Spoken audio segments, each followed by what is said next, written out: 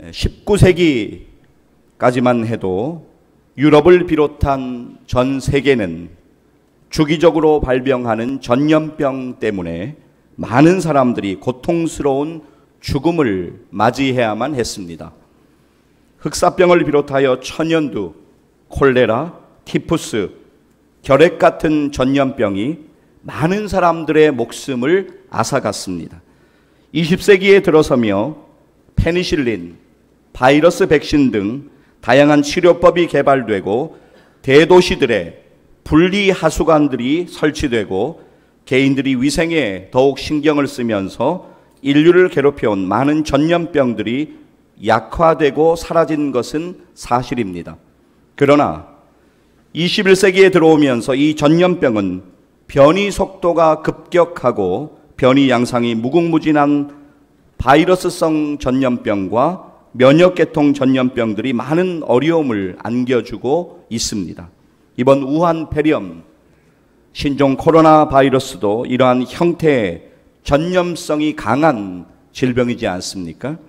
요 며칠 사이 우리들은 신종 코로나 바이러스와 관련된 수많은 뉴스와 소식을 집중적으로 접하며 살고 있습니다.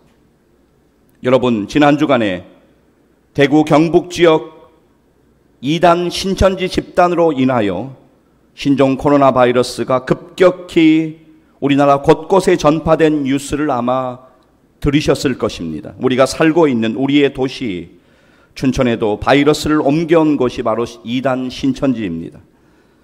영혼을 병들게 하는 2단 집단이 몸을 병들게 하는 바이러스를 곳곳에 전파하고 퍼뜨린 것입니다. 여러분, 지난 주간에 세상의 언론들이 신천지 교회 이런 단어를 쓰면서 2단 신천지를 많이 언급했습니다. 그런데 여러분, 이 교회라는 단어는 2단 신천지 집단에 결코 붙일 수 있는 단어가 아닙니다. 세상은 몰라서 그렇게 이야기한다고 해도 우리들은 교회라는 단어가 어떤 의미인지 잘 기억하고 2단 신천지에게 교회라는 단어를 붙이지 말아야 합니다. 교회라는 단어에 해당되는 헬라어는 에클레시아입니다. 에클레시아는 부르심, 택함 받은 그런 뜻이 있습니다. 부르심 받은 예수 그리스도를 믿는 사람들이 모인 구원의 공동체가 교회입니다. 그리고 교회의 머리는 예수 그리스도이십니다. 골로새서 1장 18절 말씀 우리 같이 한번 읽도록 하겠습니다. 그의 몸인 교회의 머리시라. 그가 근본이시요 죽은 자들 가운데서 먼저 나신 이시니 이는 친히 만물의 으뜸이 되려 하심이요. 아멘. 거짓의 아비인 사탄의 앞잡이로 거짓말을 일삼는 인간인 이만희는 하나님의 자리를 대신 차지하고는 자신은 죽지 않고 영생불사한다고 사람들을 미혹하고 있습니다. 이런 말도 안 되는 이야기에 수많은 사람들이 미혹당하여 잘못된 길로 가고 있습니다. 저와 여러분 정신 바짝 차리고 영적으로 깨어서 분별하며 이 시대를 살아가기를 간절히 소망합니다. 그것은 우리의 길이요 진리요 생명 되시며 우리의 구원 되시는 예수 그리스도 안에 우리가 온전히 거할 때 가능한 것입니다. 진리 되시는 예수 그리스도를 날마다 믿음으로 붙잡으시는 저와 여러분 되시기를 주님의 이름으로 간절히 축복합니다. 바이러스의 시대, 이러한 때를 지나면서 우리는 무엇을 해야 할까요? 우리는 각자 개인 위생에 더욱 신경을 써야 합니다. 위생 처리에 무지하고 취약했던 14세기에는 패스트로 인하여서 유럽 인구의 4분의 1에 해당하는 2,500만 명의 사망자가 발생했습니다. 당시 유럽 사람들은 목욕을 하는 것이 건강에 좋지 않다고 그렇게 생각을 했고, 따라서 몸에서 냄새가 나는 것을 가리기 위해서 당시 향수가 발전하기도 했습니다. 여러분, 우리들의 개인 위생을 가장 기본적인 것들로부터 점검하고 예방적인 측면에서 조심하고 실천하는 일이 필요합니다. 우리가 위생적인 생활을 해야 할 것을 성경에서는 말씀할까요? 예, 그렇습니다. 성경 레위기를 보면 집단 생활을 하는 이스라엘 백성들이 위생적으로 살도록 자세한 방법들이 곳곳에 기록되어 있습니다. 상한 음식은 먹지 않도록, 그리고 상하기 쉬운 돼지고기나 오징어 등의 연체류와 죽은 동물 등의 섭취를 금하고 있고 물로 깨끗이 씻을 것을 강조하고 있습니다. 또한 전염병이 우려될 때에는 전염병을 앓고 있는 개인은 집단과 격리하여 생활하도록 명령합니다. 고려대학교 의과대학 예방의학과 이은일 교수는 이런 말을 합니다. 인류 역사상 질병을 예방하기 위한 환경위생과 보건을 강조하는 최초의 체계적이고 대규모적인 저서는 성경의 레위기이다. 우리 한 가지만 한번 살펴보기를 원합니다. 레위기를 보면 이스라엘 백성들이 반드시 지켜야 할 것을 하나님께서 명령하십니다. 레위기 11장에 이르르면 이스라엘 백성들이 먹지 말아야 될 것, 그것을 쭉 말씀하시면서 13절에 이르게 되면 세 중에서 이러한 것들은 먹지 말라라고 명령하십니다. 레위기 11장 13절로부터 19절까지 말씀인데요. 각절이 그렇게 길지가 않습니다. 우리 함께 13절로부터 19절까지 우리 화면 보면서 함께 한번 읽어보도록 하겠습니다. 세 중에 너희가 가증히 여길 것은 이것이라. 이것들이 가증한 것 먹지 말지니 곧 독수리와 솔개와 물수리와 말똥가리와 말똥가리 종류와 까마귀 종류와 타조와 타흐마스와 갈매기와 새매 종류와 올빼미와 가마우지와 부엉이와 흰 올빼미와 사다새와 너새와 황새와 백로 종류와 오디새와 박쥐니라. 여러분, 하나님께서 먹지 말라고 정하신 것은 먹지 않으면 되는 것입니다. 여러분, 조금 전에 우리가 함께 읽은 마지막 절 19절을 보시게 되면 박쥐 먹지 말라고 말씀하고 있습니다. 여러분, 최근에 우리를 불안하게 하고 많은 피해를 주고 있는 우한 폐렴의 근원이 박쥐로부터 비롯되었을 것이라는 전문가들의 추측과 의견이 많이 나오면서 최근 박쥐에 관하여 주목하는 일들이 있습니다. 전문가 그룹인 LG 사이언스랜드의 발표를 그대로 잠깐 인용해 드리기를 원합니다. 박쥐가 바이러스를 몸에 많이 지니고도 무사할 수 있는 것은 바이러스가 들어와도 염증 반응을 일으키지 않는 독특한 면역 체계 때문이다. 박쥐는 어지간한 경우가 아니면 체온을 올리는 염증 반응을 일으키지 않는다. 바이러스를 죽이지 않는 대신에 몸에 키우는 것이다. 대신 바이러스도 박쥐를 죽이지 않고 얌전히 지내다 다른 동물에게 옮겨가 번식한다. 일종의 공생 전략이다. 에볼라 등 바이러스에 대항하는 항체를 갖고 있는 박쥐도 발견돼 있다. 박쥐는 2003년 중국을 덮친 사스와 2014년 에볼라, 2012년에서 15년까지의 중동과 한국을 휩쓴 메르스 등 21세기의 주요 감염병을 일으킨 바이러스의 근원이다. 이러한 것을 잠깐 읽어드렸습니다. 오늘 주일 아침에 박쥐 이야기 하냐고요? 아닙니다. 오늘 여러분에게 좀 강조드리고 싶은 것은 하나님이 하지 말라라고 하는 것은 우리가 안 해야 된다라고 하는 것이죠. 여러분, 이 땅에 먹을 것은 참으로 다양합니다. 굳이 먹지 말아야 할 것을 먹지 않는 것은 지혜로운 것입니다. 여러분, 우리가 자녀나 혹은 누군가를 지도하고 바른 길로 인도할 때 어떤 부분에 관하여서 이것은 하지 말라라고 이야기하는 것이 있습니다. 하지 말라고 하는 것들은 하지 않으면 그 길을 가이드하고 인도하는 사람의 선한 뜻대로 결과가 이어지게 됩니다. 그러나 하지 말라고 하는 것을 굳이 하게 되면 결국에는 문제가 생기가 되는 것을 우리는 잘 알고 있습니다. 여러분, 하나님이 우리에게 주신 계명을 기억하십니까? 하지 말라고 하는 것은 하지 말아야 합니다. 그리고 하라는 것은 행해야 합니다. 여러분, 우리 하나님의 말씀을 잠깐 보실까요? 출애굽기 20장 1절로부터 6절까지의 말씀인데요. 우리 1절, 2절 먼저 같이 한번 읽겠습니다. 하나님이 이 모든 말씀으로 말씀하여 이르시되 나는 너를 애굽 땅 종되었던 집에서 인도하여 낸 내 하나님 여호와니라. 네. 자, 여러분 3절로부터 보시면 5절까지 이러한 것들은 하지 말라라고 분명하게 말씀하십니다. 자, 3절부터 5절까지만 이어서 같이 읽습니다. 너는 나 외에는 다른 신들을 내게 두지 말라. 너를 위하여 새긴 우상을 만들지 말고 또 위로 하늘에 있는 것이나 아래로 땅에 있는 것이나 땅 아래 물속에 있는 것에 어떤 형상도 만들지 말며 그것들에게 절하지 말며 그것들을 섬기지 말라.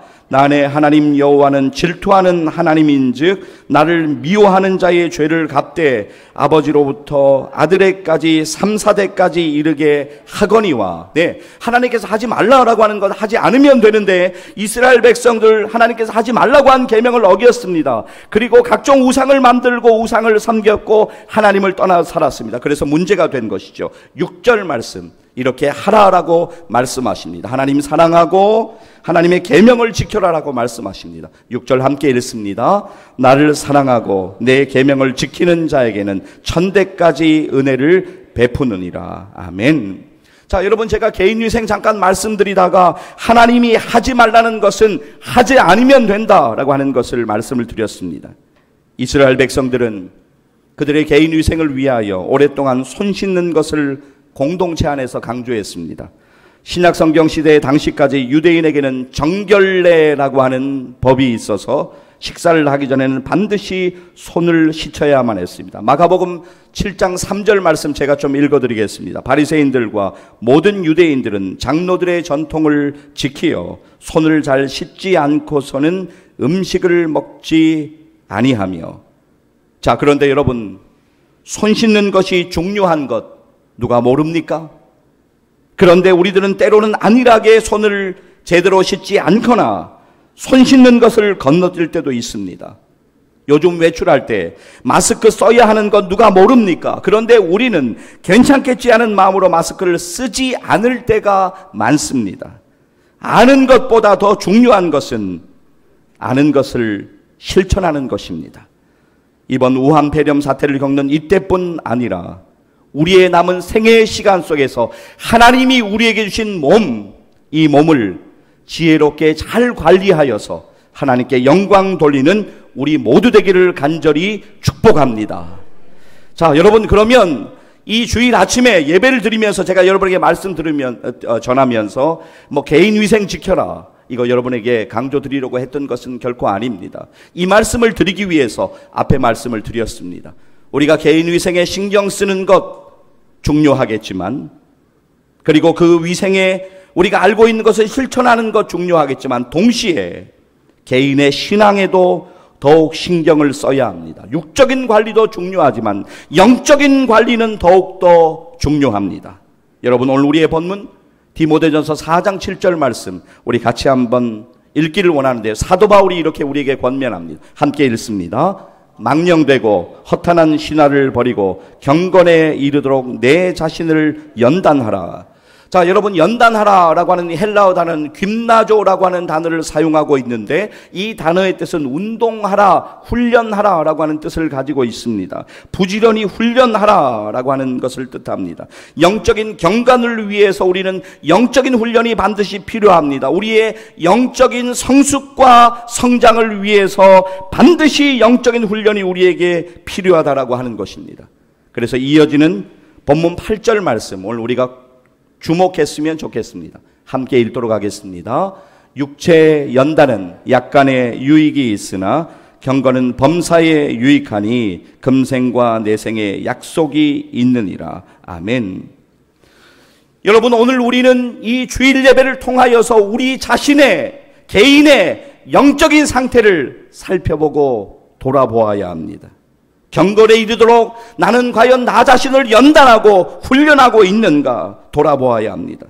신앙생활의 가장 기본이 되는 것을 점검하고 실천하는 일들이 필요합니다. 우리 개인의 건강위생에 손 씻기가 중요한 것을 알지만 우리가 자꾸 그걸 하지 못하는 것처럼 우리의 신앙생활의 가장 중요한 것, 여러분, 우리가 하나님 말씀을 가까이 하고 하나님 말씀 듣기를 사모하고 하나님의 말씀을 붙잡아야 하는 것 누가 모릅니까? 그런데 우리들은 저마다 많은 이유와 핑계가 있습니다. 우리가 육으로 살지 않고 영으로 살려면 기도의 삶을 살아야 한다는 것 누가 모릅니까? 그런데 우리들은 간절히 기도하지 못합니다. 기도한다고 하지만 하나님의 뜻을 구하는 것보다 내 필요를 위해서 얼마간 기도하다가 중단할 때가 많습니다. 일이 해결돼도 중단합니다. 일이 해결되지 않아도 중단합니다.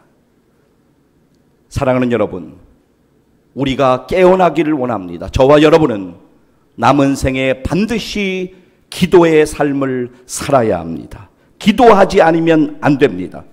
사탄은 오늘날 믿는 자들을 온갖 방법으로 미혹하고 있습니다.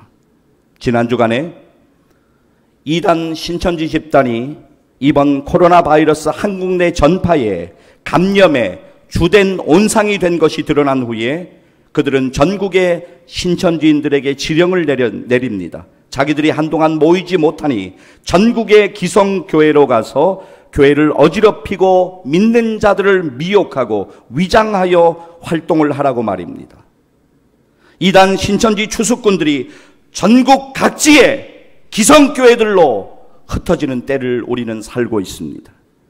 기도하지 않고 이러한 때 우리가 분별하며 승리할 수 있을까요? 아닙니다. 기도하지 않으면 누구도 예외 없이 영적으로 흐려집니다.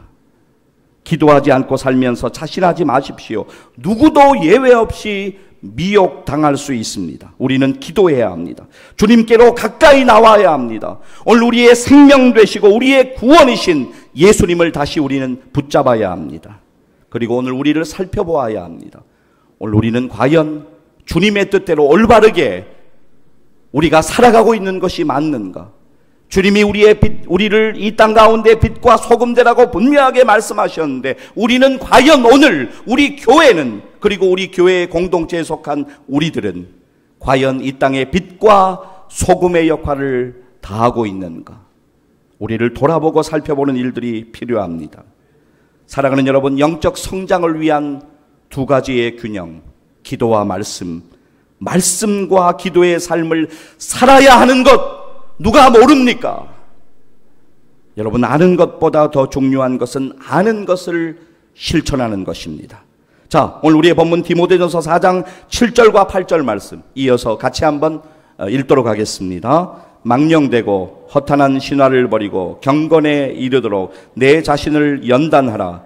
육체의 연단은 약간의 유익이 있으나 경건은 범사에 유익하니 금생과 내생의 약속이 있느니라. 아멘.